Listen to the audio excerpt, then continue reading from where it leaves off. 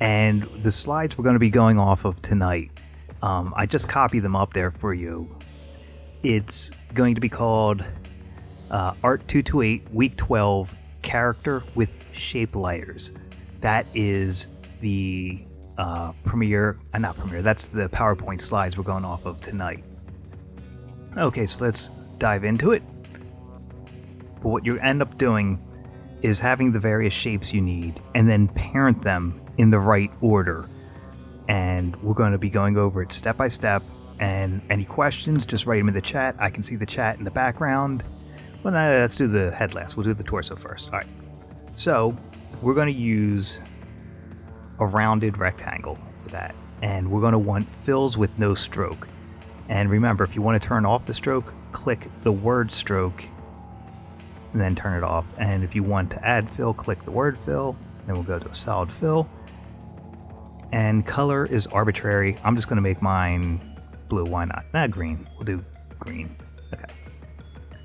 And remember, you're going to want enough space for your character, so don't make the shapes too large. That's about fine for my torso.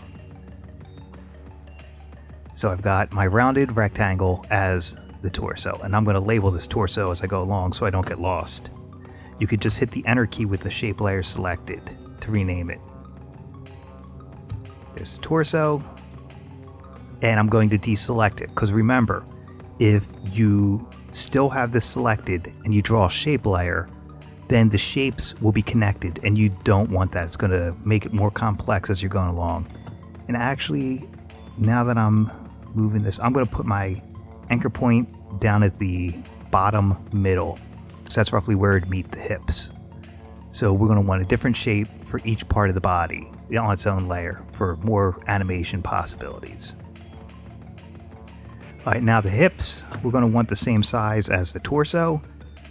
And the fast way of finding that out is twirling down here. 1 second, let me check, make sure everything's... Yep, okay, you can see that up in the screen. Good. Right, perfect. Streaming fine.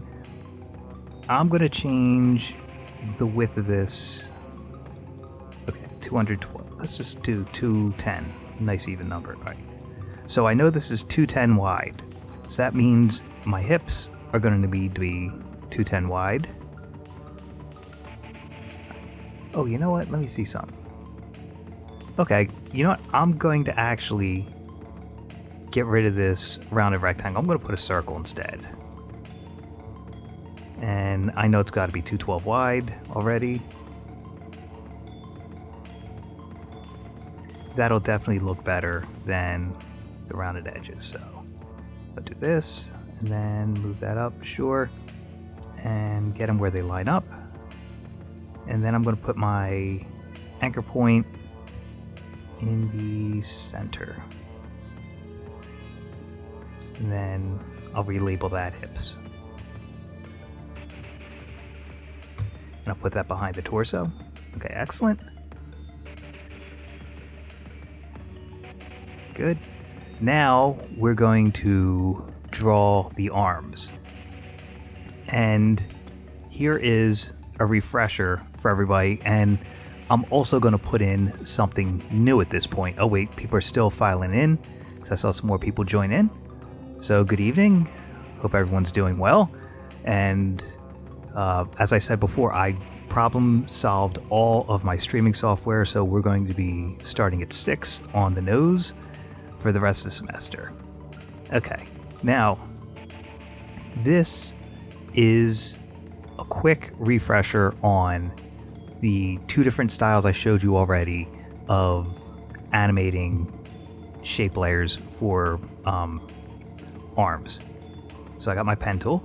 I'm going to do no Bezier curves. So 1, 2, 3, and get rid of the fill and give it a stroke. I'll change the color of it. I'll make it a little thicker. Okay, so I'm getting rid of these arms. I'm just showing you 2 different styles real fast. I'm going to put my anchor point here where it meet the shoulder. So this arm is with no Bezier curves. It's all hard connections, just straight lines. And then the other arm, I'm going to click and drag, click and drag, and click and drag. That one is going to have Bezier curves. Now we'll stop here. Okay. Now, with this arm, this is the way the human arm would move. There's a bone here and a bone here. Okay, so you get better motion doing this arm this way. Do I have to use the pen to... Yeah, I'd use the pen tool to select that one point.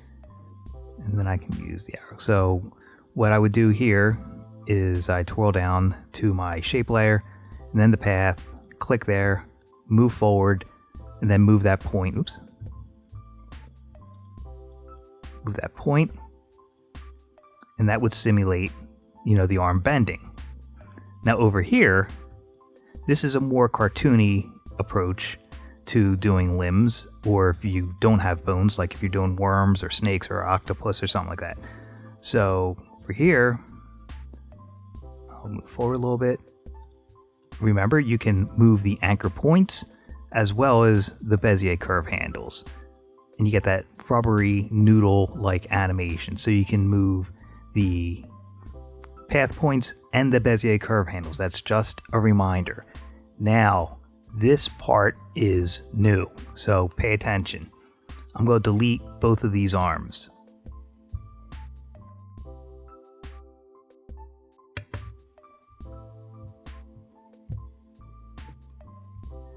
Okay, now I'm going to do click, click, click, like that. 3 points, shoulder, elbow, wrist. And I want everyone to do the same, please. I'll give you a minute to do that. You don't even need to be making a character at this point if you don't want to, but this point, I do want you to do this. So just 3 straight path points.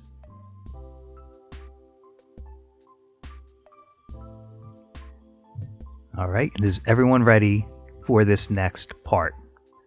All I did was I drew. Oh, hey, how's it going, Mason? Pleasure to have you. Hey, this one is something I haven't shown you. It's a newer feature in After Effects.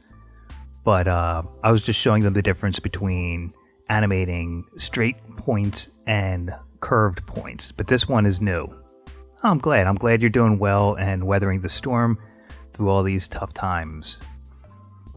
Must have been an odd first year away at school for you. All right. So this one's new. So I'm glad you're here to see this, Mason. All right, everybody. So I've got my 3 straight path points, and I twirl down to where my path is. Okay. Yeah, I could believe it was interesting. Now I'm going to go slow so everyone can take a screenshot or take your notes.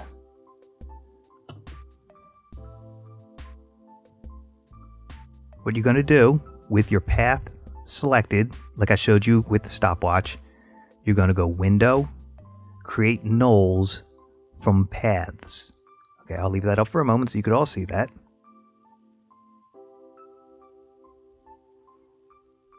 And I'm going to show you why this might be a little useful for you, it might not.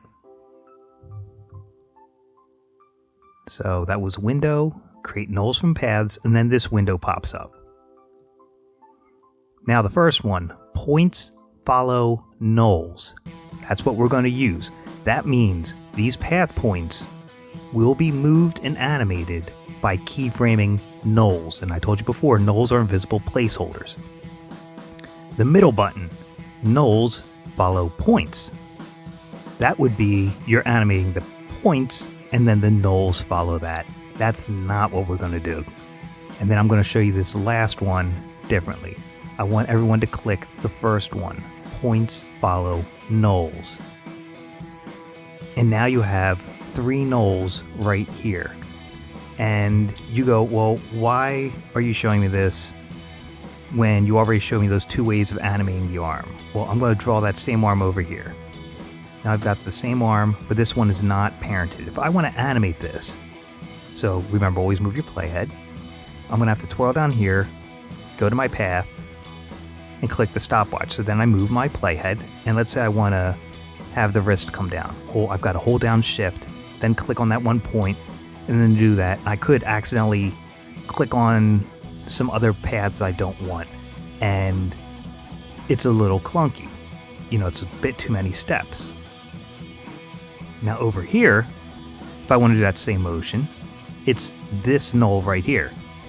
So I will keyframe animate the position of that, move forward, and then just move that null. And the path moves with the null. And if I want to at this point, let's bring this one in. So say I want to start moving that, click the position for that, just hitting the P key, move my playhead. Oops, wrong button. Like that.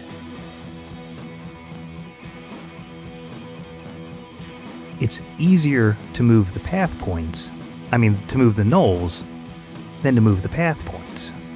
Okay? And while we're on the subject of using nulls, did I just crash? Yeah, I just crashed. That's awesome. I'm booting back up, don't worry about it. You'll see my screen. Sorry about that.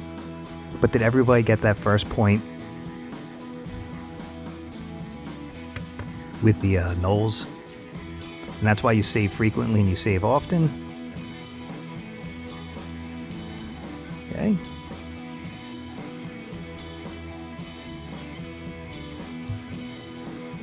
So, 1, 2, 3.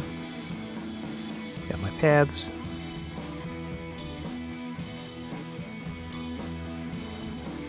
There, and there's my nulls. Okay, boom. Save. Make this a little thicker. Okay, so, hey Joe. Yeah, it's an easy way to do it, but you want to see something. So before that crash, watch this. We've got these nulls now, and I told you before, you can parent whatever you want. So I'm going to put a circle. I'm going to get rid of the stroke on it. And I'll give it a fill. And I'll just make it red. And let's just draw it out from here. Let's move that up.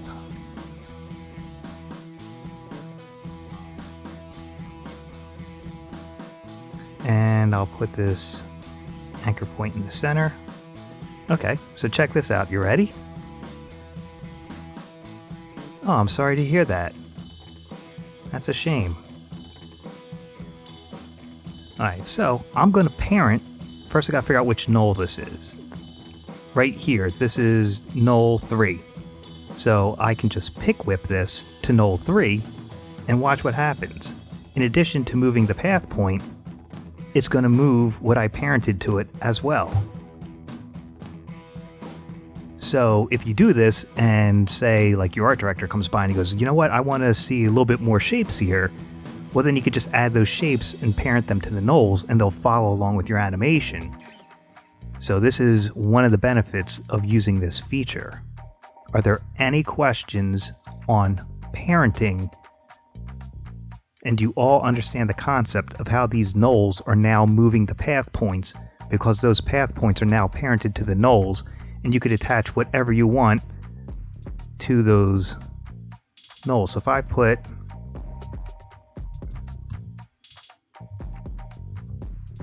Hello Mason right here, and I make it a little larger. And let's find out what this one is right here. That's this one. I'm going to take this type and parent it to that one. So it's not just a matter of position, but if I rotate that, it'll move with it as well. And remember, you just click the stopwatch that you want to animate, then move the playhead and make the change you want. And you could move as many of these stopwatches as you want. You need a minimum of 2 keyframes, and they have to be at least 1 frame apart. The U key will show or hide all of your keyframes.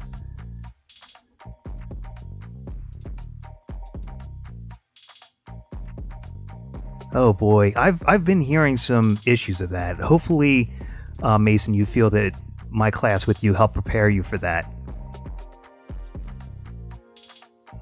Oh, that's a sin. So, I'm glad I hope you held on to.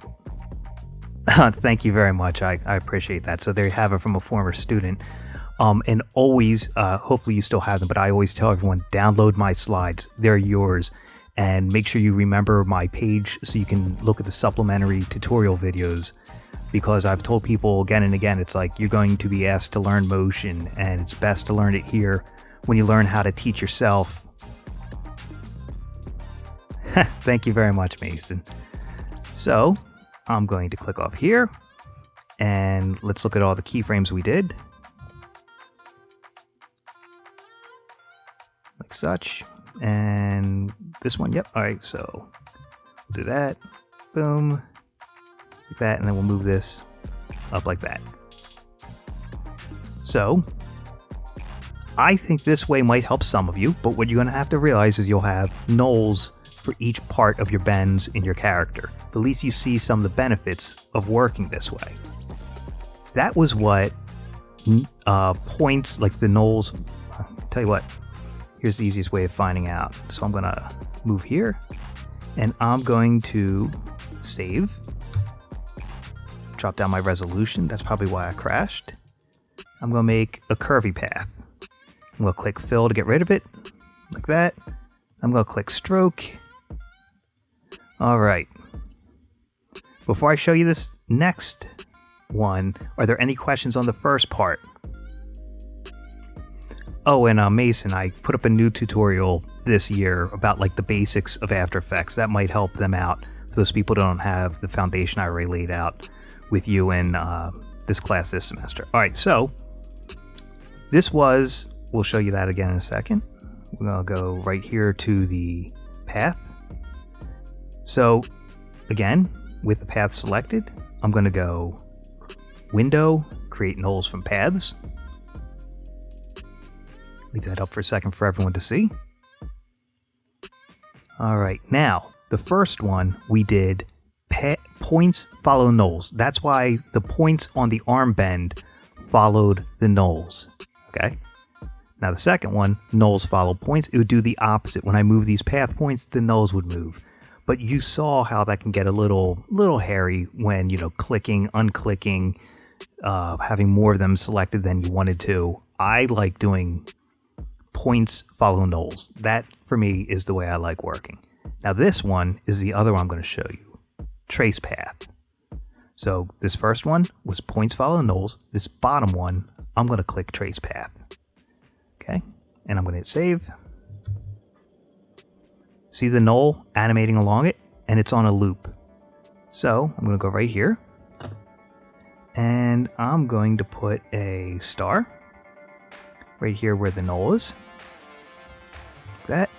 And I'll change the color and fill on that star. And remember, I'm just using simple shapes to show you the tactics so that you learn it faster and easier. And you could apply what you learn here with anything, video, however wild you want to get with these concepts. My job is just make sure you know the concepts, and then you can get creative with them. Okay, so I've got my star, and there's the null. I'm going to parent the null, the star to that null, and it's drawing on along the path. Okay? What we also know is shape layers, as I always say, treat them like an empty salad bowl.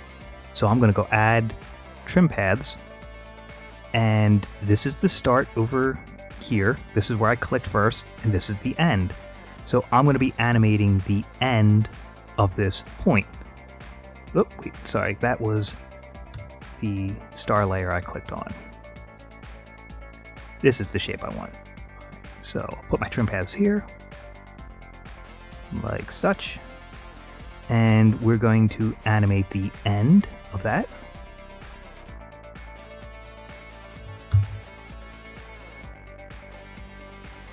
See, that will make it look like it's drawing off. All right, so we'll move the playhead to right here where it starts. click there. And that's where the motion ends. And then we'll just fill that out. And so now what we have is we have the shape drawing on, but we also have the star following the path. And notice the star shape is following the curves. It's rotating as it goes along as well. That's why I chose the star so that you could see that. And you could always just change your timing by, moving your keyframes however you want. Just make sure when you do that, let me hit the Q key right here. Make sure you move them both so that the timing stays together.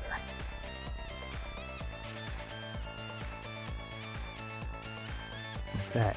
So that's an example of the two different nulls to paths.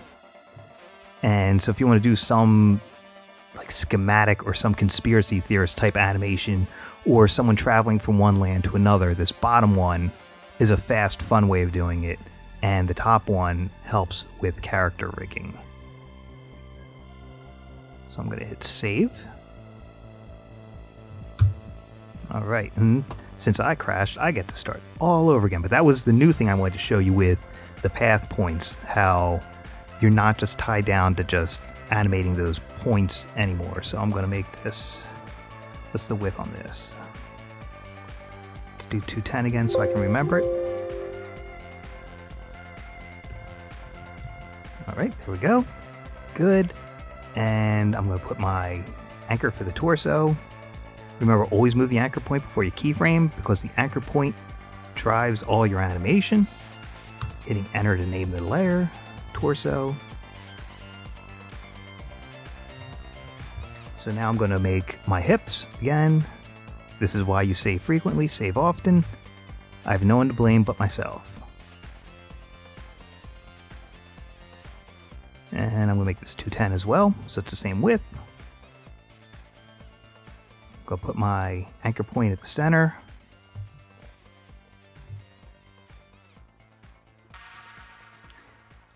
Hit save, select them both, use my align to line them up off the center. Good.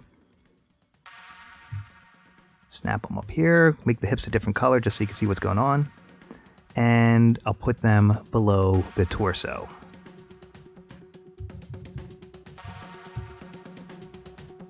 Perfect. So that's where we crashed, and I showed you that new way of animating path points. So you can do, straight points, you could do Bezier curve handles, and now you can parent nulls to your path points.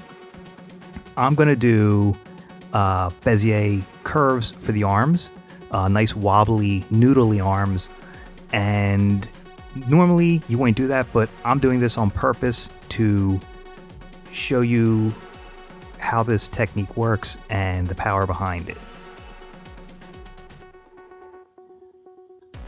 Alright, let me just clean up that arm a little bit. We'll call this left arm. Well, I'll call it arm left.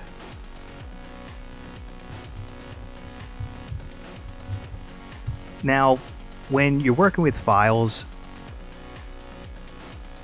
that's an interesting emoji. All right, when you work with files, your naming is really important. And you go, well, what's the difference between going left arm and arm left? Going arm left, I can call the other one arm right, and they'll both be lined up together, arm and arm, just like leg left, leg right. It just helps you find the files and the layers faster, and the people who work off your files will be very appreciative of you having a nice, clean workflow. And I'm going to move my anchor point right up here. Let me hold down Control or Command to snap it. Remember, that'll snap it to an edge or a center. And I'll put this right here. Okay, so I'm going to twirl this open.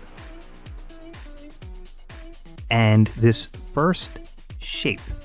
So we've got arm left, contents, shape 1.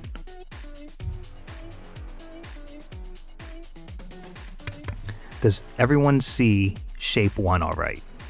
Right there. Okay. Don't see anyone saying they don't see it, so you're all following along. Good. So I'm going to name this first shape. I'm going to hit the enter key. I'm going to call this skin. Okay, that's my bottom layer. All right, thank you, Joe. All right, now I'm going to change the end caps as we've done before in the past. That is under stroke, I believe. Yep.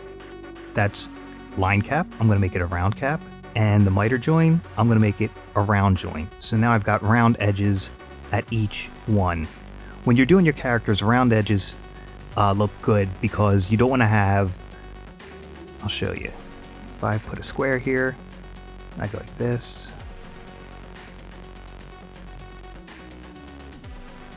And I put it right here.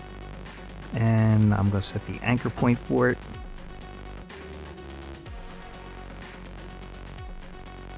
Okay, pretend my arm did not have those rounded joins. What's going to happen is if I have this a little bit on the body, like this, and I'm moving it around, you're going to have hard edges where the shape overlaps. And the round helps get rid of that. So I'm going to just show you what that would look like if I rotate this. See? There's no hard, ugly joins there. The round helps hide that. And that's the other reason why this has rounded, it's a rounded rectangle instead of a squared off one. 1 second, let me check out what that notification was. Okay, this is where it's going to get tricky. So pay attention, please. I'm going to make this a little bit thicker so everyone can see it a little bit easier. So I've got my arm. And in my contents, I named the first shape skin, okay? And we made the joins of it round. Okay, this is important, so I'm gonna go slow. Go twirl down skin, I'm gonna twirl down path, and there's the anchor point for the path, okay?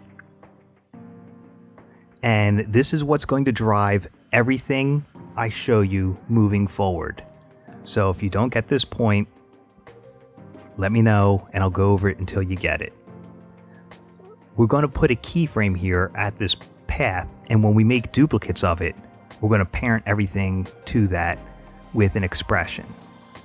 And we got to do it here because if you don't do it here, the rest of your puppet rigging and your character will not work. So you have to do it at this point. So I just clicked the path and made a keyframe there. All right. In the skin layer. Are there any questions on what I did there? With skin layer selected down here in the contents, I'm going to duplicate it by hitting Command D. And I'm going to rename this sleeve. Okay, so before I do that, I'm going to twirl down here. Go to my stroke. I'm going to give it butt cap and a miter join right there. And then the next step is I'm going to remove that keyframe.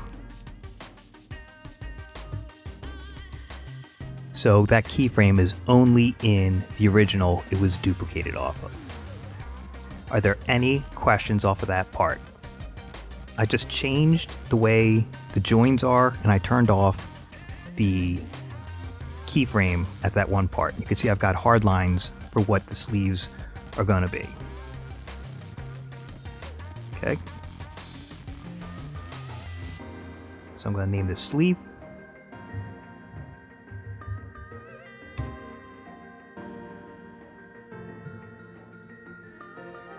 And you'll notice this looks goofy, and that's all right.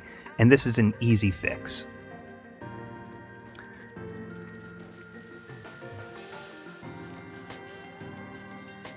All right, so before we fix that shoulder, here's the part I told you that is the most important part. We're going to go to this path, and we're going to, save.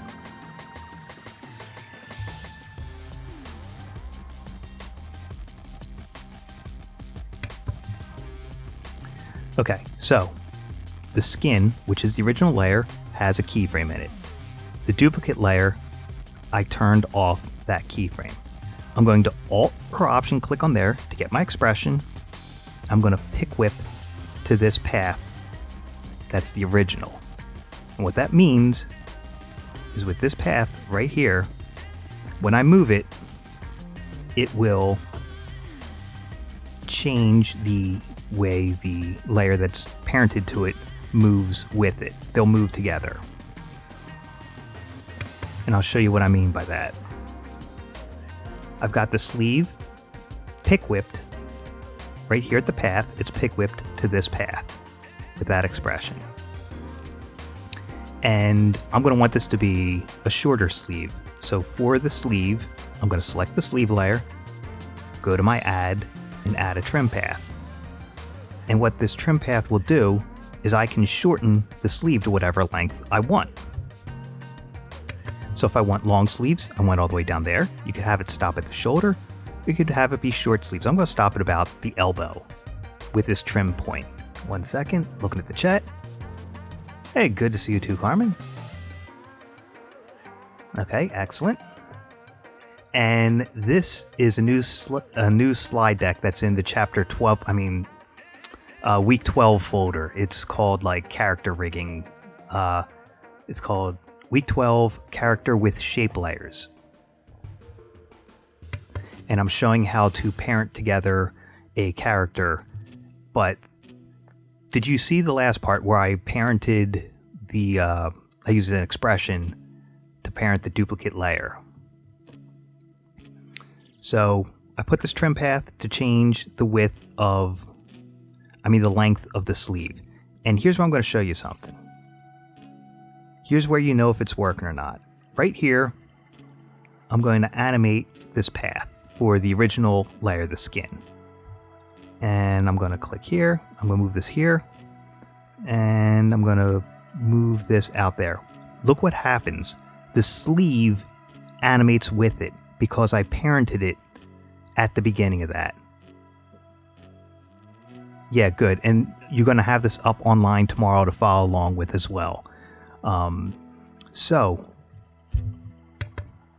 that's why I'm showing you this technique. We know it works. I'm going to get rid of these keyframes. So everything moving forward will work. Now this ugly shoulder, I've already parented my sleeve to the arm. I don't need to parent it again because when I duplicate it, this expression will duplicate that expression. So I'm going to select the sleeve. I'm going to duplicate it by hitting Command D. I'm going to hit Enter to rename it. I'll call this shoulder. So what I'm going to do is I'm going to go in here and I'm going to go to my trim paths, not my trim path, the stroke. Go down to the stroke. I'm going to change that butt cap back down to round. I'm going to change the join back to round. And you see right here, I don't want a round sleeve there, but I do want a round sleeve up here at the shoulder. So what I'm going to do is I'm going to, remember when you duplicate a layer, it duplicates everything in there. There's my trim paths. I just changed the trim path on it. If I go too much, it messes up the shoulder again. If I go too little, it messes up the end of the sleeve. So about here is a happy medium. And just so everyone can see what I'm doing, I'm going to change the color of that sleeve to match the color of the shirt. And that's how long it is. All right. So like that. And you can see the color of that. So I'm going to make it back to the same color as the sleeve. I just did that so you could see what was going on with that duplicate. And again, like I said, as I animate the path for the skin, the original layer, the shoulder and the sleeve will now move with it because I parented them at that first step to the path point with that expression. All right, now I'm going to show you something with this sleeve right here. I'm going to hit save. I'm going to duplicate the sleeve. I'm going to hit duplicate, and I'm going to change the color to, let's just do pink. There we go. And here's my sleeve too. I'm going to rename this stripes. like that. And I'm going to go back to my stroke, and I'm going to click the add right here next to dashes.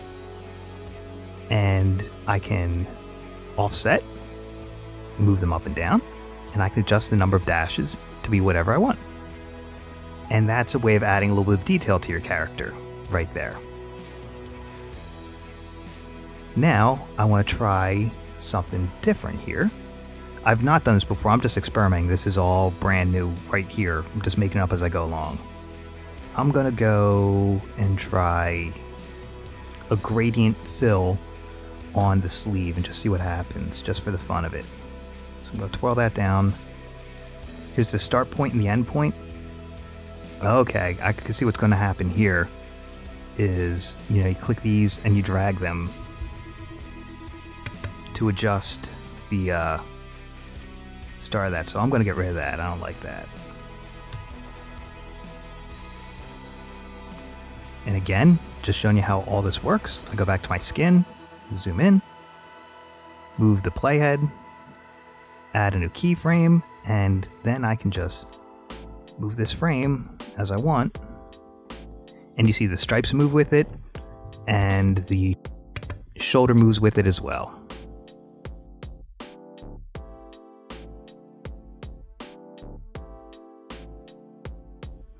So that's a way of getting a little bit more detail out of your characters. And if you wanted, you could copy this and make it the leg. All right. And we're going to do just that. 1 second. So I'm just going to hit duplicate on the arm layer, and I'll call it, hit enter, I'll call it leg left. And I'll just move that down to where the leg would be. Like that. Now I've got my arms and my legs, and I could color this however I want. I can make it shorts, I can make it long pants. That's just adjusting the length of the trim path. Yep, this will work with that very nicely. And Carmen, since you missed it, I'm going to show it to you one more time because this is new and I want your input to make sure you understand it. So you saw this is the old-fashioned way of animating the path point, all right? Another way you can do that, and this might help with your character, I'll use hard lines like that. So it's, shoulder, elbow, wrist, all right? So you saw this with the path points. I'm going to twirl down. I'm going to click on my path. Oops. I'm just going to select it. And I'm going to go Window, Create Nulls from Paths. Okay? Yeah, no problem at all, Carmen. I'm going to leave this up for a second. You see it. So I have the path selected. I want Window, Create Nulls from Paths.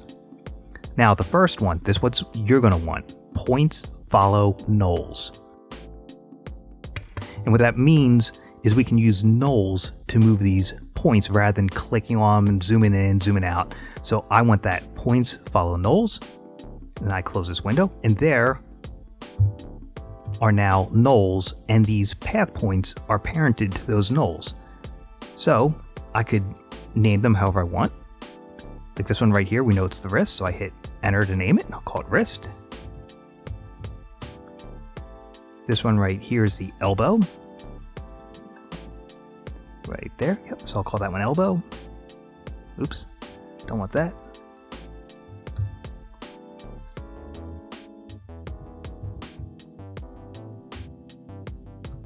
That, and then this one would be the shoulder.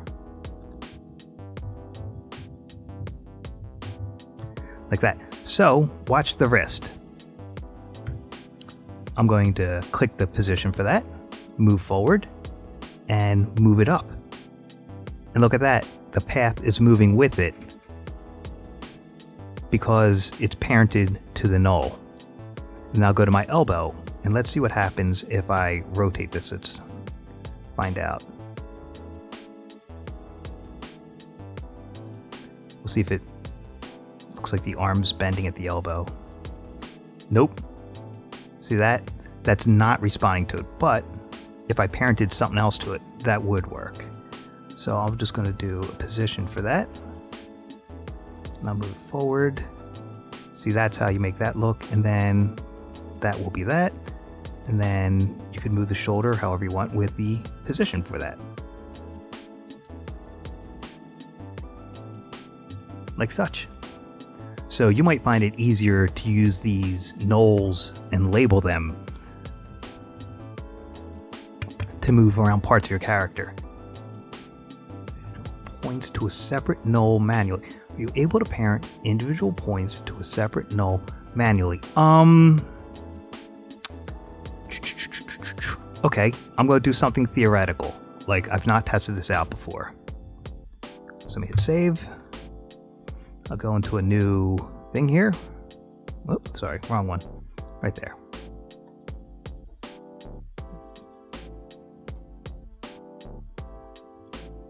Okay.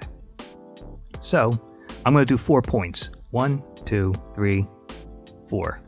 All right? And I'm going to twirl down here. And what you're going to see is the whole path. Well, what I'm going to do is this. I'm going to click on this, do the same thing we did before with... Wait, let me click on that. We got that. There. My selection arrow. Okay. So I got my create nulls, and I'm going to points follow nulls. I'm going to close this. And let's pretend we only want one at the middle. Okay? So I'm going to delete the other ones.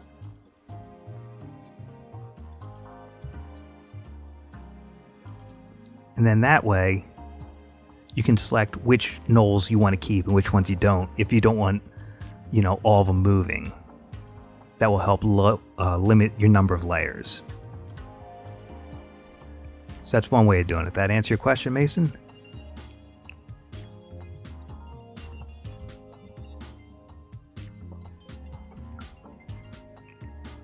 All right. Now, you saw how, I duplicated that leg. I mean the arm, and I made a leg out of it. So let me go over to this. This is the rundown for when you've got a full character. I just put the head as a circle. The head is parented to the torso. Let me see what happens if I zoom in. I've not experimented with this yet. I've gotten everything else on the stream working. Oops. 1 second. Let me do that one more time. We'll see if that works on your end. Yes. Okay, great. Good. So now we know this works. The head is parented to the torso. The legs are parented to the hips. The hips are parented to the torso. The torso is parented to the hips. So basically, most of your character, the arms are parented to the torso, the legs are parented to the hips. Oh, yeah. Well, watch this. If I take the torso, like Mason was saying, and I rotate it, part of him will move and part of him won't.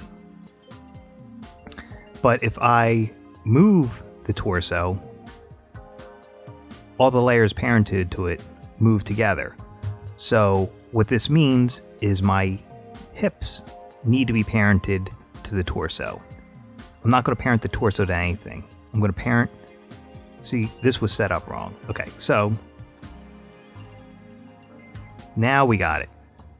The hips are parented to the torso. I thought that looked wrong. The legs are parented to the hips. So if I rotate my hips, the legs move with it. Now, yeah, very good. Understanding the parenting breakdown is important because next class we're going to be doing parenting but with puppet pins. And you see how many nulls I've got in this. It's a ton of them. And, doing this correctly, like, let me do the... right knee. So if I move the position of the right knee of this character, the rest of the leg that's parented to it moves with it. And if I rotate that, all the things parented to it move with it as well, like the calf and the foot. So parenting your character in the right order is essential so that you have full control over what's moving and what's not moving. You see the rest of them is not moving. And we'll be tackling this part Wednesday. So the main takeaway from this is that one step where you have your skin layer and you put the keyframe for your path in the skin layer, and then when you duplicate that, you get rid of the keyframe and you pick whip the the path of the duplicate to that original, and that's what's going to make all your layers stay together and follow one another. And then this new one I showed you with the parenting the paths to nulls, it's a lot easier to grab these nulls and move your paths around than clicking on the path points. Any questions on anything we covered tonight? Because we're going to go off of this and build on it for Wednesday. And it gets much more tricky once you start using puppet pins, and there's going to be a lot more layers and more deep expressions. I don't know why clicking the points is so hard in the first place. It's just the way it's set up. I mean, sometimes when you have your points like this, and you twirl down and you go to your path. Let me do that again one more time. So like contents, here's my shape layer, here's the path. So sometimes when you do that, let me click the path. Sometimes it's the arrow, the selection arrow. You hold down shift to deselect all the other ones. Then you hold down shift to just, or not just to select the one. And then sometimes you have to use the pen tool to do it. Like it's very random and haphazard. But I have no idea why it's so hard to select and move these. But the nulls help with some of that movement.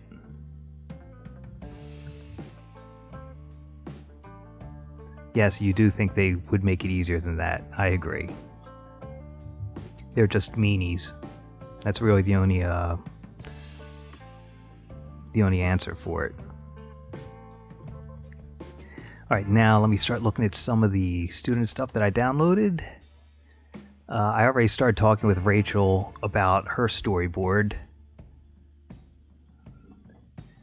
And hopefully what I said helps you out, like zooming in, zooming out, changing the point of view of what you're looking at, because just one static shot might be a little bit long, even for like 15 seconds of animation. So hopefully you build up upon that. Okay, so the question was, how can you more creatively animate photos on? And there's lots of ways to do it. This is the time and the place to ask questions. Here's the haunted house. And is that the woods? Yep, okay. I've got two layers. There's the woods, there's the haunted house. Now, you can make anything you want a transition. And transitions can be alpha mattes, they can be Luma Mattes, they can be masks. And we're going to take a look at this. And let's see. Okay, this one has more tone than the other one, so I'm going to put this on top. And what I'm going to try is in right here, transition. Let me try gradient wipe. Okay, so what the gradient wipe is doing here is it's using the luminescence, the brightness and the darks. And you see the first thing to go are the dark values. And knowing this, I can play around with that, and I could push or pull the contrast of this image and then choose how long you want that transition. That's one way of getting a custom transition off of the Luma values. That was gradient wipe. And also watch this, I'm going to bump this up a little bit. And then I'm going to adjust the softness. You see how it's getting less of it? So you can dial this in and have it be smoother or sharper. It's all on what you want to draw the viewer's eye to. Oh, yeah, I figured she's been cyberbullying me on Instagram for like a year. Once she got out of my class, yeah, she's been relentlessly taunting me online, calling me names. I don't appreciate it, but I can't stop her. Maybe you can talk to her, Mason, and say, hey, why don't you be a decent person to him? He's a good guy. Okay, so that's a gradient wipe doing a Luma transition. I'm going to hide that. Now, let's take a look at this. Let's draw a quick mask around this. So I'm going to just roughly and loosely do this just so you could see. So obviously you would do it much tighter. We're just playing around here. Now remember, when you want to make a mask, you have to have the layer selected, or else you're going to end up drawing a shape layer, not a mask. So there's my mask. And already, thank you, Mason, what a great guy. Already we can see, if I twirl down masks, and right here, what this is doing is whatever is in the mask shape is being added on. If I choose subtract, it's going to subtract what's ever in the mask shape. Let's mess around with add for now. One of the first things we're going to do is we're going to feather this so it's not as hard of an edge. And then we're going to do expand. Okay, like this. We're going to want to draw the viewer's eye away, like we're going to want to keep the eye on the house. So let's say we do 2 seconds. Let's try 2 seconds here. And then we're going to bring in that expansion because we expanded it out and now we're contracting it. And you could figure out how long you want to leave the house up, if at all.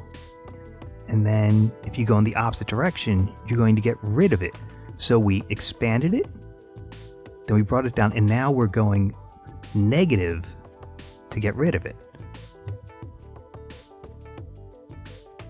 Like that. So that's one way of using a mask, and a mask can be any shape you want. You could even bring in the shape of the mask over time because it's, you know, a path that you can animate. That's all up to you as the designer. That's one way of using a mask as a transition. Like I said, any shape you want could be the mask. And so here we got this. You could do a liquidy blood drip as your transition. And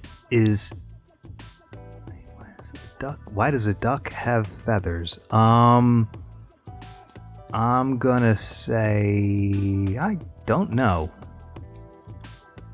You've got to give me the answer to that one. That's a very good one. I like that a lot. Okay. So is Tyler on at the moment? So is Tyler there? No. What I would do, Tyler had a tutorial he found online. The gist of it is, I'm just going to draw, I know it's not the most liquidy looking shape, but you're going to want it to be a fill. And this is just an example of using, here we go. All right, so you could animate these path points downward and make it downward and then off. So I'm going to just show you what that would look like. You know, obviously move the path point forward. And then, you know, animate it however you want to look like it's dripping. Like such. He's got a tutorial that'll show you a fast way of doing it. I'm just roughing this out. So you would animate the path points like that. And, you know, have it go all the way down the screen, fill it up, and then draw itself off. And then you could show the next image behind it. And then you could do things to help sell that, like turbulent displace and displacement maps. So that's using this solid as filling up the screen, then drawing itself off and showing the next layer. That's one way of using a solid. Alpha mats, you could use whatever you wanted. Like, let's play off of these windows right here, okay? So, here's my windows. I'm going to have nothing selected because I want shape layers, all right? Not a mask. I'm just going to quickly... It's not perfect, but it doesn't need to be perfect. This is all about learning. I'm going to use this as a fly-through. So I'm going to... I can delete this layer. I'm going to parent this to the haunted house. So as I scale the haunted house, that shape stays with it, okay? That's the most important thing, that they stay together after I've made it. So I'm going to, let's say this is up for a second. That would be longer than that. I'm going to move forward. Oh, one more thing. This is going to be the fly through, so I'm also going to have to animate the stopwatch for position. Now, remember, if you want to only have two things up, like first I had scale, so I hit S for scale, but if I want to have position as well, I'm going to hold down Shift and hit the P key, so now I've only got two stopwatches up. Let's say this fly through is 2 seconds. So I'm going to zoom this up so that this fills the screen. I'm going to adjust the position of it so that I keep it on screen, because that's the fly through that we need.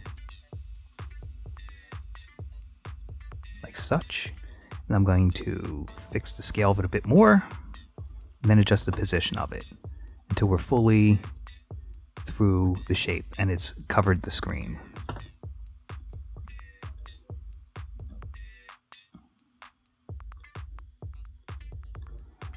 This would have helped if I made the anchor point from where the window was. Yeah, I'm realizing that.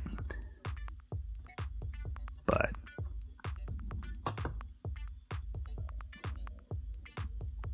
I will just pretend I went all the way through. So here's the zoom in, like that. And what I'm going to do is I'm going to duplicate the shape I made. I'm going to hit duplicate, and then I'm going to put the other scene behind it, and this is going to be my fly through. I'm going to duplicate it one more time and you'll see why. So this is the fly through, here's the shape, and I'm going to hide this just so that I don't confuse you. So here's what's the reveal, the alpha matte. So the layer below it, switches and modes. Here's my modes. Here's my switches. I need to be in modes. The layer that is going to be revealed, I go to my alpha matte and choose alpha matte. Okay? And you'll see how that's working out. But you're going to say, well, I don't want to see that all the time.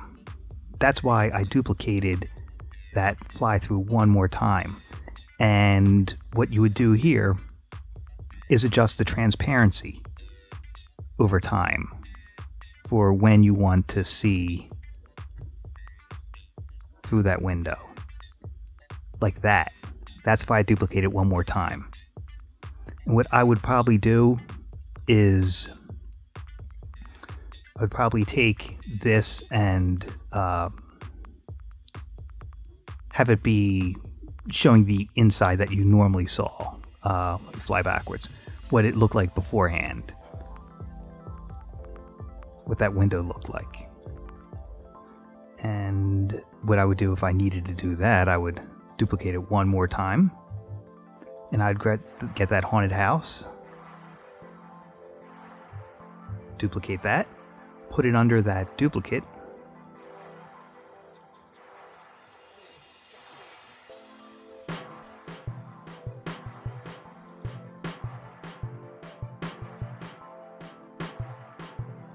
Did I duplicate the woods? Yeah, I did the woods by accident. Wait 1 second. Here's the haunted house. Okay, so see, you're seeing the window, and as that fades, you're going to see the tree. So now it's set up properly. I had to make one duplicate of that fly through as an alpha matte with what's actually there, the window, one duplicate of it with the next scene that's being faded into. That give you a little bit of options in flexibility there, Gabby. Just showing how you can use shapes, fly-throughs, luminescence, masks. There's a whole mess of opportunity in play to be had. You could also do things like in the canvas folder that everybody has. There is an ink. Yep. Okay. Good. There's an ink reveal. Like ink splotches are nice transitions. Another thing you could do is you could use like you could have textured skulls flash on the screen and use those as alpha mattes. So many possibilities. You could use particle systems as a transition. Let me show you what that would look like. 1 second. So I'm going to hit save.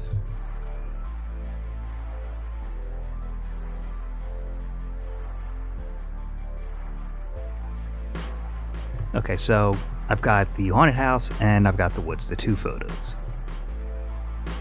And I'm going to create a particle system. And I'm going to want a paint splotch for this. So let me organize this a bit by making a new bin.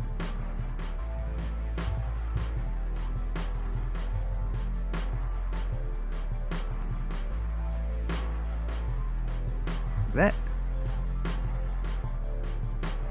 So I'll show you what it looks like, the difference between using shape and then tone with this particle system. Alright, so first I'm going to do a new solid layer. I just went new solid, or you can go up here, new solid. Oh, come on, new solid. There we go. Call this particles. Boom. Alright, and I'm going to type in particle up here in my effect, and we've got particle world. Throw that on there. Great. Everything's amazing. Alright, so I'm going to want the particles coming towards the camera. Alright, so let's first mess around with the physics. Look for one we like. Let's try fire. See how that looks? That's alright. Let's try explosive was the default. That's alright too. Let's try viscous. And you know what? Let's just stick with viscous for this. So I've got my particles, but they're going in the wrong direction. So in extras, I'm going to do effect camera. It's not Y, it's probably X. Yep, it's the X. I'm going to set that up 90 degrees so it's facing the camera. Well, the implied camera. So now it's going in the right direction. And I'm going to hide that guide and grid because we've got it going where we want, and that's just visually distracting. Boom. Okay, perfect. Let me hit save. Any questions so far on what I did, Gabby, with the particle system and then rotating it so that's facing the camera under the effect camera? And also bear in mind, this will be up tomorrow when I'm done editing it down. So you could work off of that as well. Okay, fantastic. Alright, so we've got it going in the right direction. We've got the physics engine basically as good as we like it. So now I'm going to solo this by clicking that button. And we're going to take a look. Like that's moving too fast and it's moving a bit too far for me. So resistance will clamp down on your particles. I'm liking that a bit more. Let's decrease the velocity. Okay. So that's looking a little better, but it's not large enough. So I'm going to go to my producer now. I'm going to increase it. Now remember, these dimensions are all different now because we flip this.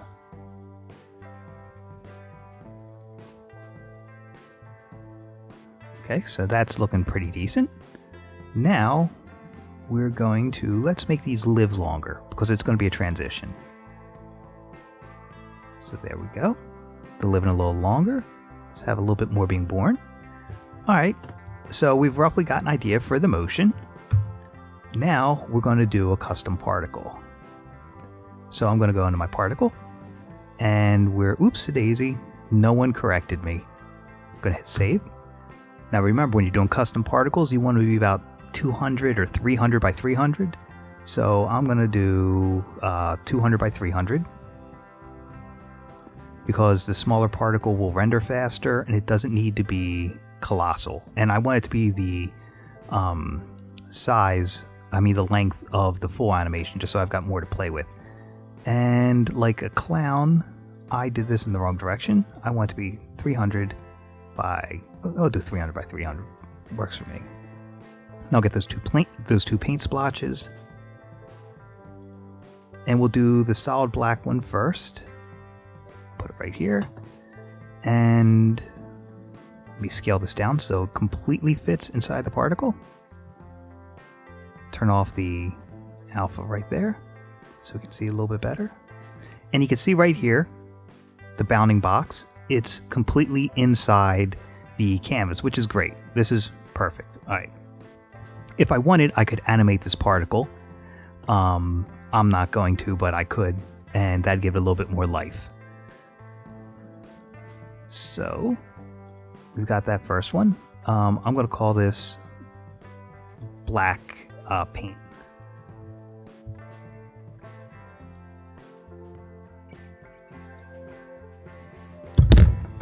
Oops, sorry about that. That was my pop filter, just hit the microphone.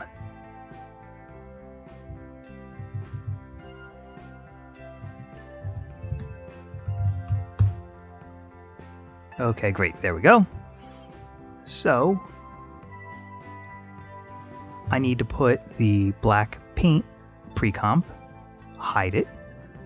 So now it's in here and I can reference it from my particle system. Just remember to hide it. So from particles, I'm going to want texture faded disk because that'll give nice soft edges. Yeah, nice soft edges all around it, and you won't have hard lines.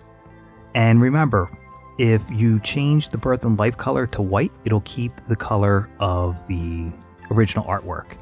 And I want that solid black paint splotch.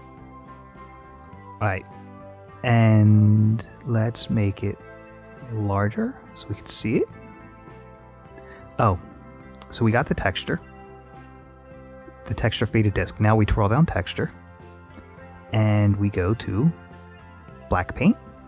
Now we're starting to have some fun. The depth size needs to be larger because it's going to get larger as it dies. Let me lower the birth size a little bit, increase the depth size, size variation, maximum opacity. And remember, what this does by default, I'm going to twirl down the opacity map. This means it's fading on and then fading off. I don't want it to fade on or fade off. Ink doesn't fade like that. Oh, I can't hear it, but I'm sorry that you can hear the bird outside.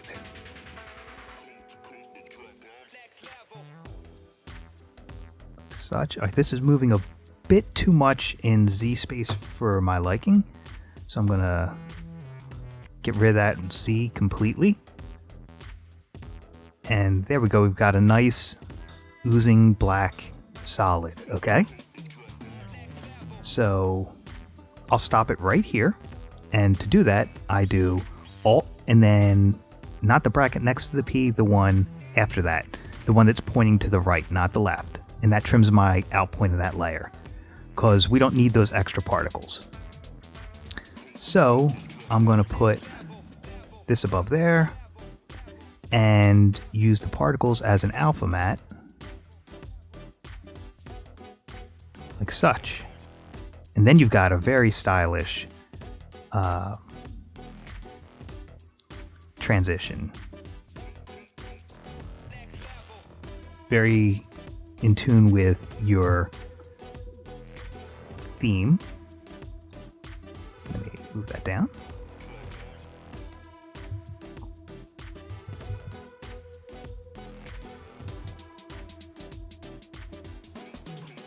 Like such. Liking that. Now, that's moving too fast. And rather than figure out the math, I've told you could always just right click, go time stretch, and I want to slow that down 4 times. So right here at 100%, it's 1.5 seconds. So if I make this 400%, see, that's 5 seconds. So I know I went in the right direction. So this is now going to be 4 times slower. Okay, good. Change my render area. See what I mean?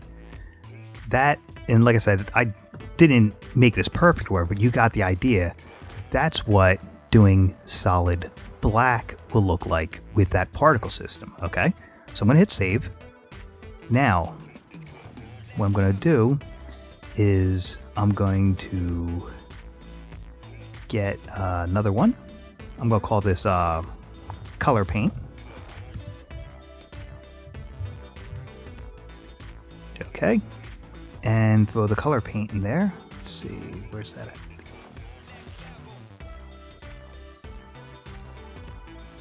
Scale that down so it fits. Beautiful. Like such. All right, great. Now I'm going to go to here, and I'm going to throw the color paint in my composition and hide it by clicking the eyeball icon. And I'm going to go to my particles. I'm just showing you the difference. I'm just going to change my drop down to color paint, and then this time I'm going to make it a Luma Matte. And I keep that texture, I keep that shape, but see, it's coming in tonally, and it's got a different feel and more life to it. So if I want to keep messing around with this until it gets darker, let's see if I change the birth color to, the death color, no, cancel. What I could do is throw curves on that and adjust it. Let's try and make it.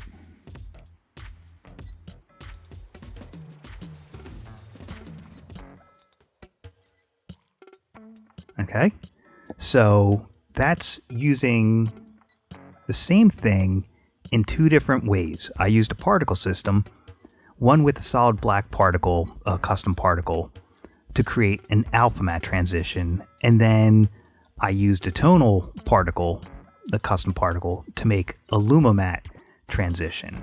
So I'm just showing you a little bit of possibilities you have of going from one image to the next. And obviously you could do the Ken Burns on these images and give them some life and movement in addition to the transitions. So I hope you found that a little helpful. Don't forget masks like I showed you before, and fly-throughs. Feel free to write me, and like I said, you'll have this tomorrow to look at as well. Okay, have a great night, Mason. Yes, Monday and Wednesdays I'm on 6 to 8:30 for the rest of the semester, so I hope I see you Wednesday. But at least you saw some options for going from one scene to another and pushing ideas. So I want everyone to look at that and say, well, there's a shape. I can use that shape for this, but there's also, I can use the tone inside that shape plus the shape. So do like combinations of alpha and luminescence and just play around as much as you can. Okay. Oh, I see some of your images, Gabby. Very nice, very gritty. And Jade, did my email make sense when I said not all the layers were in your character when I opened it up? So I sequenced out this character ages ago. I'm going to double click in my project panel to bring him in. Yep, right there. So there's my sequenced artwork. I'm going to go down to footage and choose composition, retain layer sizes. And this will bring in each part as its own layer because I already sequenced it out. So remember, that's composition, retain layer sizes. Then you click the import button. And here's the pre-comp that was already made for that character once I imported it. And now every layer is its own layer in After Effects. And remember, when you're bringing in Illustrator, always make sure, oops, did not want to do that. Let me go to my switches and modes. Always make sure you continuously rasterize them. Collapse transformation. I mean vector. You want them to be vector and crisp the whole way, so you make sure the collapse transformation is on the whole time.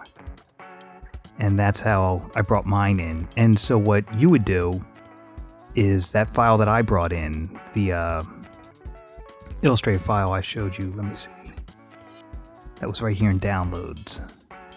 So you would then take your character that you imported, mine was right here, you would put that in Google Drive and then save this and put that in Google Drive as well. And all the files should link up properly. Just make sure if you have them in a folder, when you put them in Google Drive, the folder's named the same. Like say it's art and they're both in the art folder, put them in a folder called art in Google Drive. Did that help with bringing in the sequence file? Okay, good. All right, good. Glad that was able to help you out. Okay, Jack, you can sequence your layers in Illustrator? Yes, indeed. Yep, Okay, yeah, no problem at all. Let's jump over to Illustrator. 1920 by 1080. That's also on the TV one, HD TV. You can click on that one. Okay, perfect. So, I got my layer selected, and you know what? Actually, I'm going to make another layer up there, just so you can see what happens when you have more than one layer. Make another layer. And let's pretend I've got a highlight on this arm.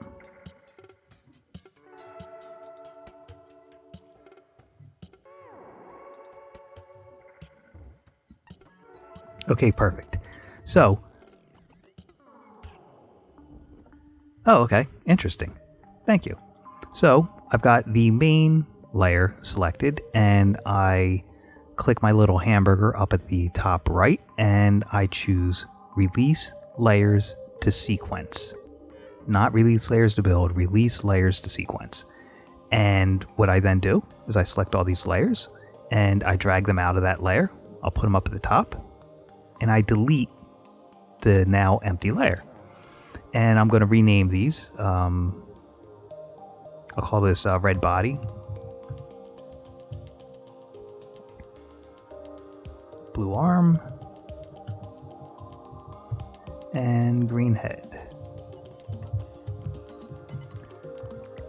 Now I know these three have been sequenced. This one hasn't, and it's got two shapes in it. So I click that layer, click the hamburger, release layers to sequence, drag those two out, put them at the top, delete the empty layer, and this is the arm, I believe. And this is probably the highlight.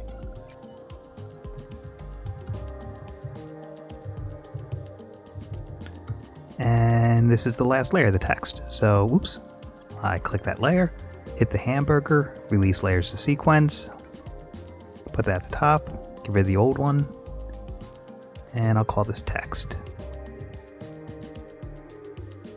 Alright, so the whole thing's sequenced out. Pretend I had it saved before. I'm going to save it now. So, we'll pretend that it was already saved. Always first go document color setup, make sure it's RGB, mine's RGB. Then I'm going to go file, save as, and I'll call this art_seq for sequenced, so that I know it's been sequenced out. And then these settings I just keep the way they were. So then, when I'm in here, I go file, import file. Go to my desktop where I put it. There it is right there, sequenced. And before I import it, I go import as, composition retain layer sizes, and hit import. And there's my pre-comp. I just double click and everything's right there. And I could just turn off my alpha and see everything right there. Perfectly sequenced, and there's all my layers named. And don't forget to collapse transformations so that your artwork stays crisp. And always save frequently. Yeah, no problem at all. And like I said, this video will be up tomorrow, so you'll have that for reference as well.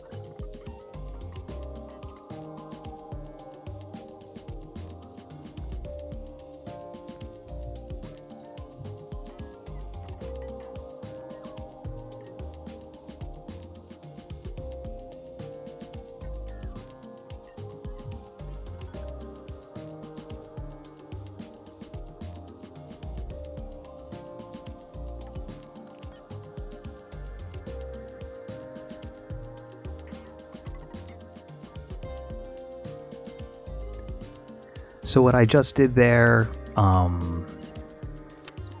Gabby, I duplicated my particle system and I made the top one in my modes, I made it a color burn. And what that does is it darkened the artwork so that when I make my Luma Matte, it's got more less transparent actually. So you still have some of that nice tonal stuff going on, but once it gets darker, then you get the more successful transition. So I just simply duplicated my particle system and changed the blending mode on the top particle.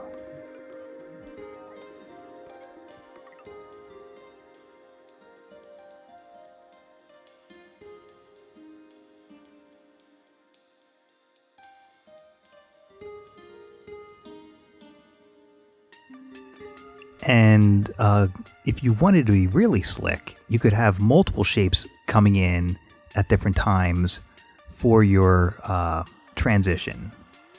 If you wanted to like have a splash come in there, one come in from the other side, multiple particle systems, then pre-comped together. Because remember, alpha mattes, Luma mattes, all your mattes will be one layer revealing one layer. That's why when I had two particle systems here, I pre-composed them together so that it would be one layer revealing the one below that. Well, take a brain break and know that you have full access to my slides, the hundreds of tutorials I have on my YouTube channel, plus this recording where I showed step by step how to do these variety of intermediate to advanced ways of pushing your ideas. And then when you can digest the rest of this, you can take notes and see what you want to do. And, if you tackle all your easiest work first, you have less time to do the more challenging stuff. So it's really how you want to handle it. Do you want to do something easy, get done, and have less time to troubleshoot the more difficult thing? It's all up to you how you want to allot your time for your various courses. Well, you deliver what you can on time and, just try and put your best foot forward. I've shown a variety of techniques and, what you do with it is up to you because everyone handles their course load differently and everyone delivers different amounts of work that they spent different time on with their different classes. You could also talk to your advisors and ask them ways of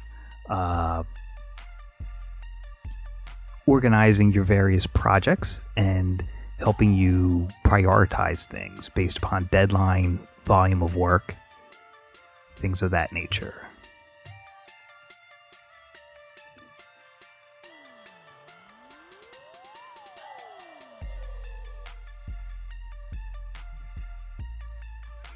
And Gabby, if you're still there, one thing I want to show you with this, or at least you'll see it in the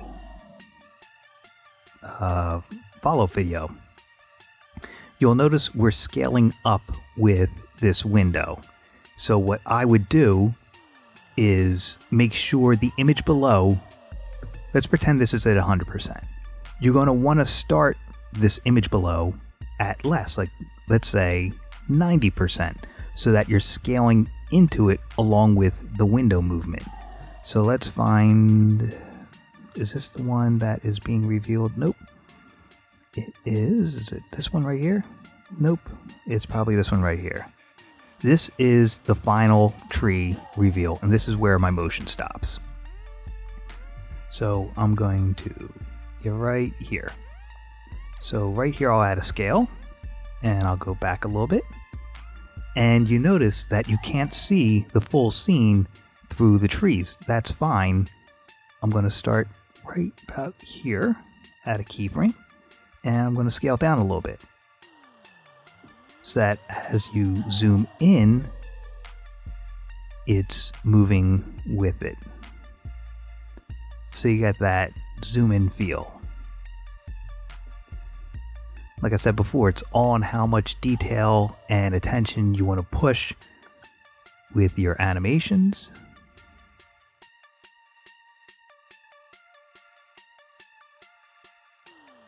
Oh, good, you were there. All right, yeah, so like I said, if the foreground is scaling up, the background should be scaling up as well.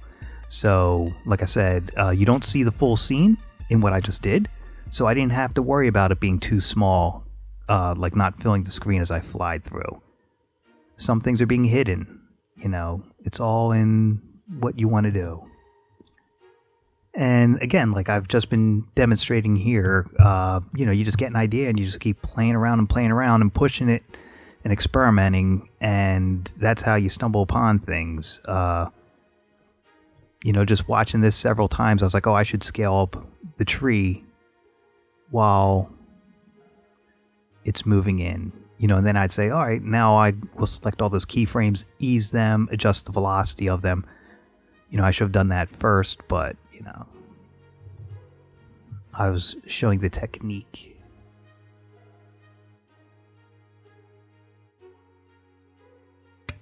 Okay, and from your two images I saw, Gabby, that you uploaded, I like it because there's a lot of tone, a lot of texture, a lot of grit, and like the one you have where it's got the hospital and the sky, that's a nice outside shot. What you should think about doing is silhouetting out the rooftop with, you know, the mask tool and animating the sky behind it.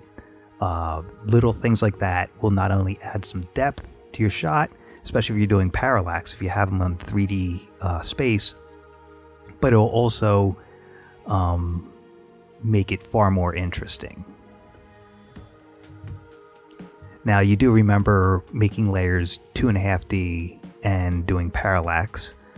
I'll do a quick little recap of that. Oh wait, I should have made that full screen.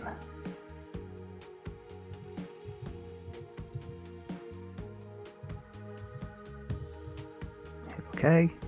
Yeah, that's why I'm going over it now, because we've got some extra lab time. Alright, so I'm just going to do a square. And then my next layer will be a star. And again, you could treat this as whatever you want. Photos in Photoshop like layers. You know what? Actually, let's use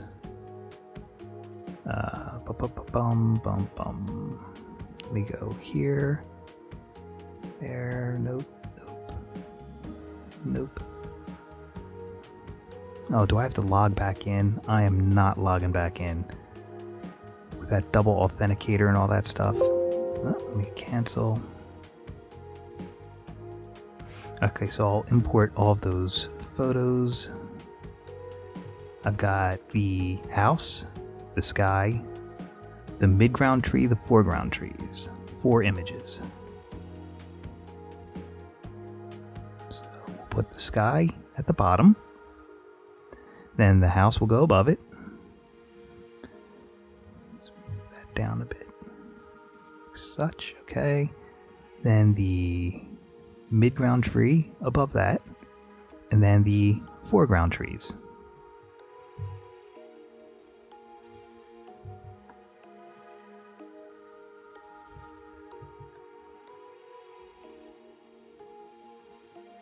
Okay, so can you see how I have 4 layers?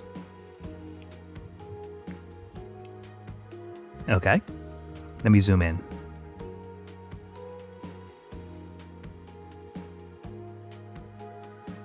Okay, that better? Okay, good. Thank you for sticking around. All right, so these layers are just 2D. It's a flat image, even though there's some fake space to them, all right? I'm in my modes. I want to be in my switches, so you always get there by clicking toggle switches and modes. Now I'm in my switches. And if I click on the 3D cube for each of these layers that I want to make 2.5D, they are now 2.5D. I'll undo that last one and I'll show you the difference. I select them all, I hit the P key for position, because remember the 4 pillars of motion design: position, scale, rotation, transparency. And you'll see this one that's only 2D has X and Y. X is side to side, Y is up and down. And since this is 3D enabled, it's X side to side, Y up and down, and then Z closer or further from the camera. So I'm going to make this one Z as well, and now it's got all 3 axes to animate along. Okay, you with me so far? By clicking the cube for each layer you want to make 2.5D. The only reason they're not 3D is because we're not extruding them and making them deeper, but we are separating them in Z space.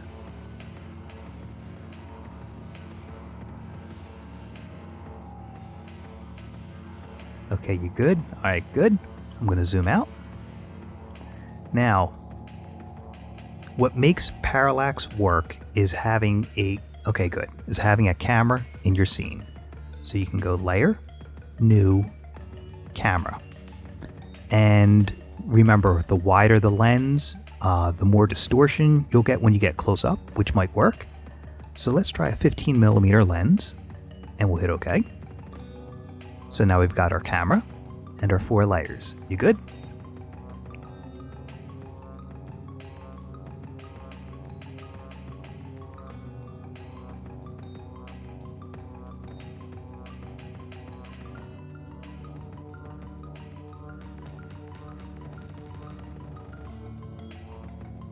Okay, good.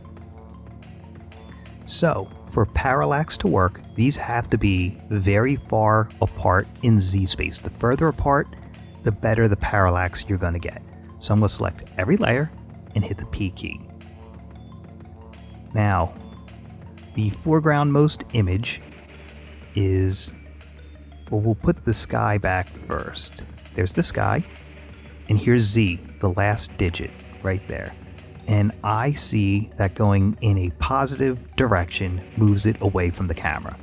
So I'm going to do 8,000 away, okay? And I'm going to scale this up so that it fills the screen, all right? Because when I pushed it away, it got much smaller. Now, right here is the render quality. If you click, let me zoom in so you can see this.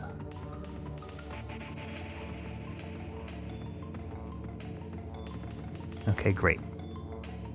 So the default is this line pointing that way. If I click once more, I get a nice smooth curve which will help with scaling up. If I click one more time, I get this jagged line going the opposite direction of it. That's low res. I don't want that. That's normal res. This is a little bit smoother, and that's going to help with the scaling up I just did. So this one, we put about 9,000 in the background. This is the next layer. So let's go 3,000 back.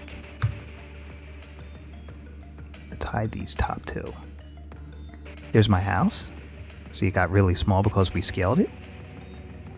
And I'm going to move it on the y-axis so it stays closer to the ground, because you don't want the house flying up into the sky like that.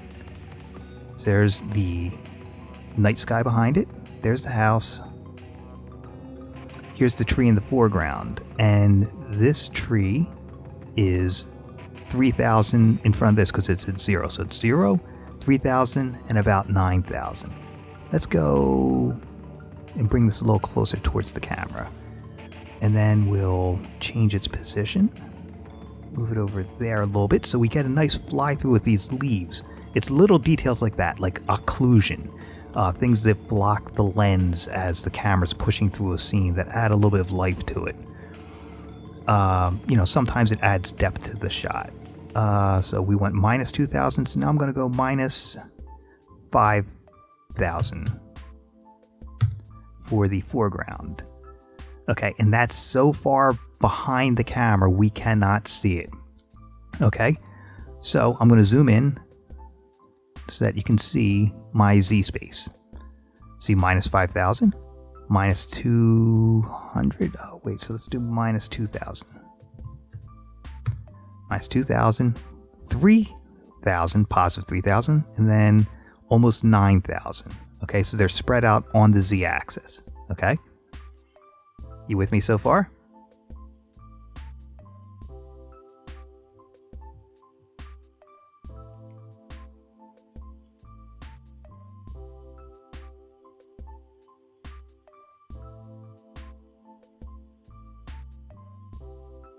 And I'm going to keep moving forward. So, we've got our camera. Is that only 800? 800. Oh, you know what? Good catch. Now it's 9,000. Let me scale this down.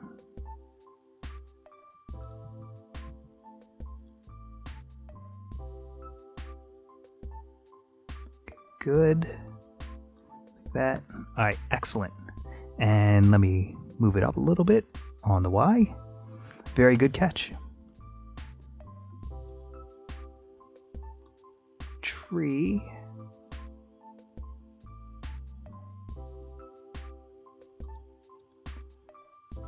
A tree in the foreground. Oh, it must be behind the camera. Okay, so I'm going to select my camera tool up here by the pan behind tool. The default camera, like I said before, it's like a swinging around rotating, and you can see since this is 2.5D and they're spread out, it moves with it. That's what the default does. If I hit the C key again, this is the orbit or pan behind, where you move on only one axis, like the side to side axis or the up and down axis. That will orbit the camera depending upon the movement you want. I'm going to hit the C key one more time. This is the pan side to side or the tilt up and down camera. And I'm going to hit C one last time, and this is the final camera tool. This is the zoom in, zoom out camera. Now you can see all of my trees. So I'm going to turn off alpha on this. I'm going to hide the sky. I'm going to hide the house. I'm going to hide the midground tree. And here's my foreground trees. And I'm going to change the position of them.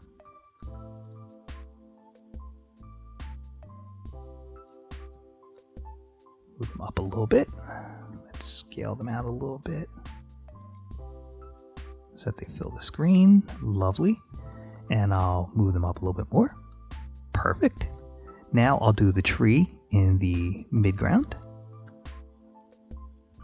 And then the house.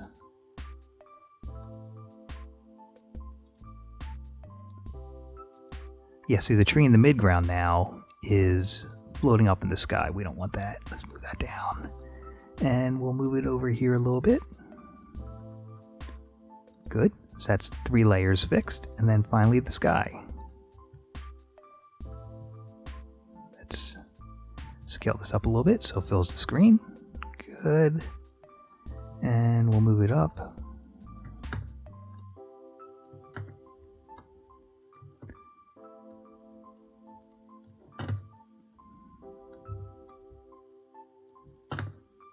Now the trees in the front, here they are.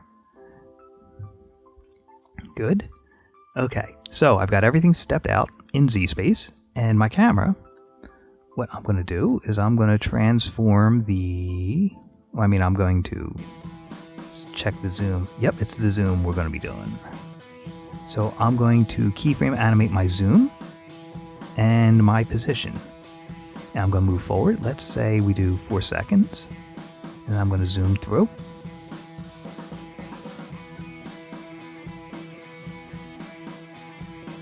Starting to get a little closer to the house. Now my position. I'm going to change the position of the camera. And you see everything is moving because of the parallax. So let's see what that looks like.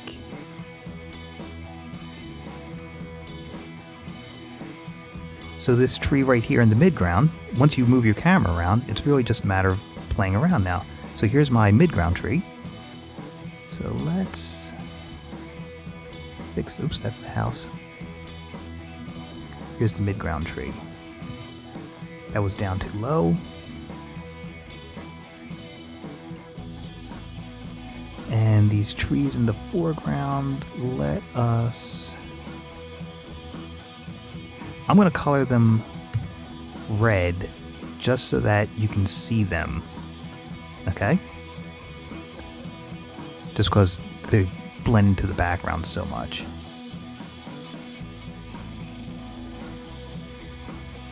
And that is parallax. Everything stepped out in Z space. I'm going to hit the U key so you can see. And then I'll hit P for position. These are all spread out on the Z axis. And I just keyframed animated on my camera, the position of it and the zoom. And since I've got this 3D relation of everything, I get that nice spatial relation of everything as the camera goes through it. And always remember, ease your camera, and the less keyframes you use, the smoother your motion. Wait a second, so I've got all these selected. I just marquee selected around them. Right click, keyframe assistant, easy ease. I could adjust the speed graph if I wanted to, but I'm just giving a quick refresher on parallax. That help you remember it a little bit better, Gabby?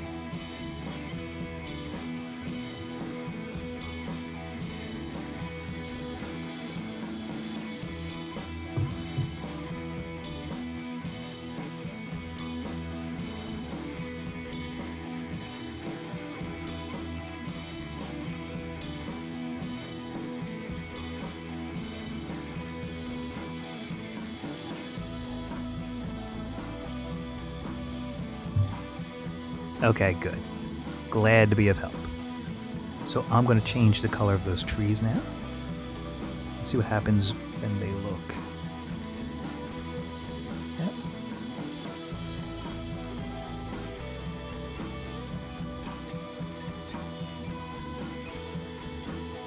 There we go.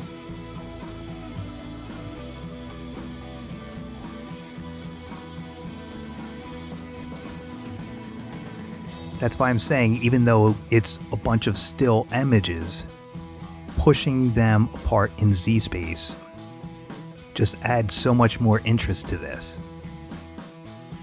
And like I said, you can always keep pushing your ideas. Like if I put a smoke particle system in here, that would be 3D and move with the camera as well. So let me collapse these layers, have a little bit more space to work. Do a solid.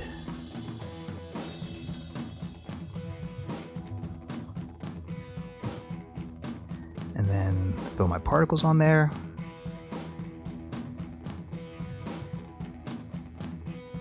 Particle world is the 3D one, as we know from experience.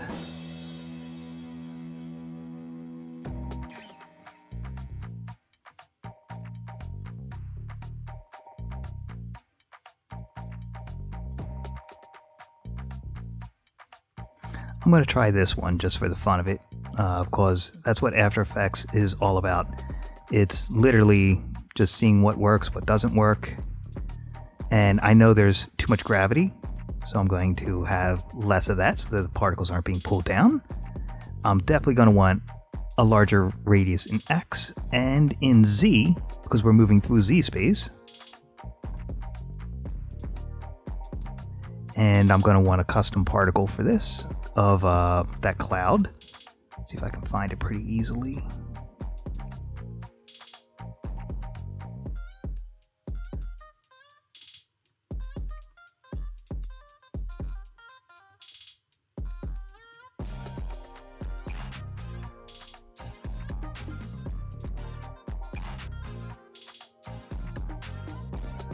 Here we go. So I need a 200 by 200 or 300 by 300 for my custom particle. Go put that over here. Throw my cloud in. Scale down so it fits inside it. So there's no rough edges. Zoom in to look. There we go. Beautiful. I could add some life to this if I wanted by animating it, but I don't want to eat up everybody's time with that. Let me close this. Close that.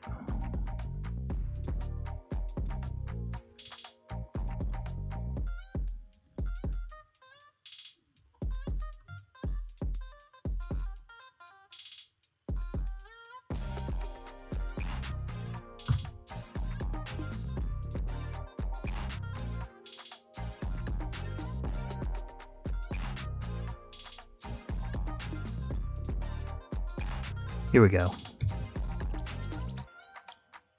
Okay, have a good night. I'm going to put my custom particle in here. I'm going to hide it. And then I'm going to go into my particles.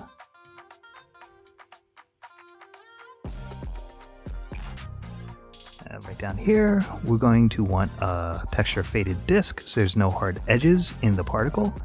And the texture will be that cloud, which is comp 7 down at the bottom. And we're going to want a much larger size.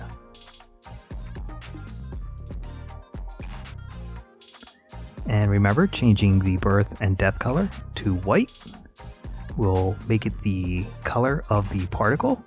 But if we want to do something a little spooky, we could add a little bit of blue or green to it. Make it a little bit more horror themed. Now, when you're doing smoke, size variation 100, we can adjust the opacity so it's not so dense, so it's a fog now.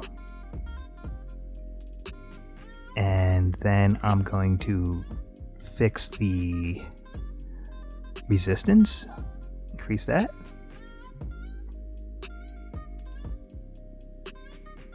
See, now the Y of this producer is not tall enough. There we go. Let's increase the number of particles. There we go. Make them live a little longer. There we go. And I'm going to slide this down so that they're always there. They're already born.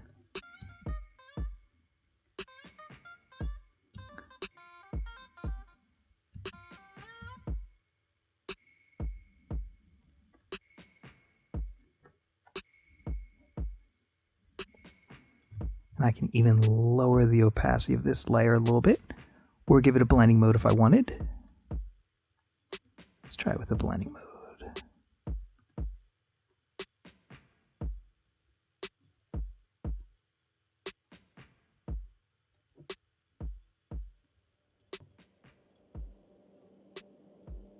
And I just spread them further out in Z. That might be a little too much.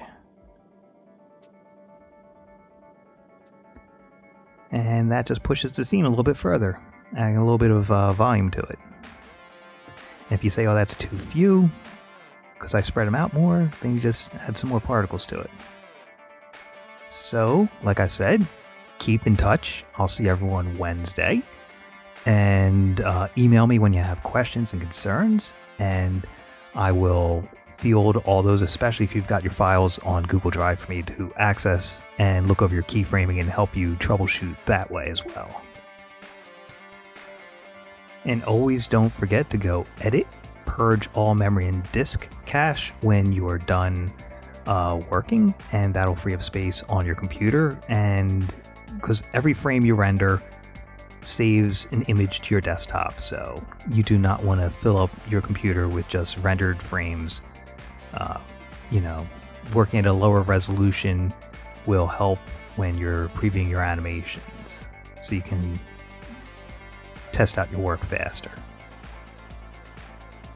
And there's the finished result. Obviously you see how the particle system slowed down the render, but it adds a little bit more depth into the scene and some mood and some atmosphere. You could draw color from the scene around it, like I could have put a little purple into it or some blue, but I just did the green just so it'd stick out, to show how you can color make. Good night to you as well.